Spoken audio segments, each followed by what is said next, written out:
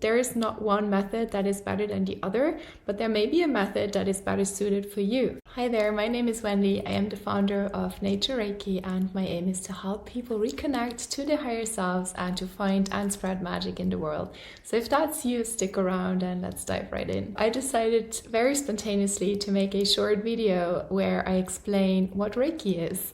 Now, I know it can be confusing if you've started looking into energy work in general. There are so many different modalities out there, so much different information about various topics. Let me start by saying that's the very simple way to put it, but if you really break down all those different energy healing methods to their quintessence, everything's the same. So we are working with the same energy. When we look at Reiki, the word ki actually means the same than the word chi that you may have heard of in Tai Chi, Qigong, Shiatsu, traditional Chinese medicine. So the chi is the same than the ki, and it's the same than prana. Prana is a word that many people of us know right now from yoga or just Ayurvedic methods that have also become more commonly known in the West. So those three words, they mean the same thing but in different languages. Reiki is a Japanese energy healing method, and the ki is the Japanese word for life force energy. Okay, so now we know that there is basically one life force energy, and I always put it this way: the technique that we use to connect with this energy as human beings is in the end human-made, right? As humans, we have found ways to consciously connect and work with the life force energy.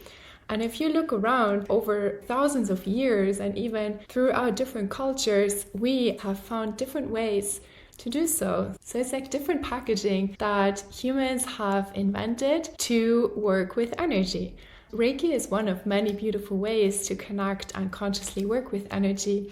Me personally, I love it so much because, like many things that come from Japanese culture, it is very subtle, very grounded, very down to earth. Even though it's not a religious technique, it has been inspired by Buddhist traditions and also Zen meditation. That's one of the reasons why actually many highly sensitive people are quite attracted to Reiki, because if we compare it to South American shamanic rituals that are working with sounds and noise and lots of breath work and smells, and it can be a bit much for people that are very sensitive. So another thing I always say is that there are so many different ways to connect with energies, and depending on your character or just your personality or the different images that you have or the things that you believe in or the experiences that you've already made, we all feel attracted to different ways to work with energy, and that's the beautiful thing. So there is not one method that is better than the other, but there may be a method that is better suited for you.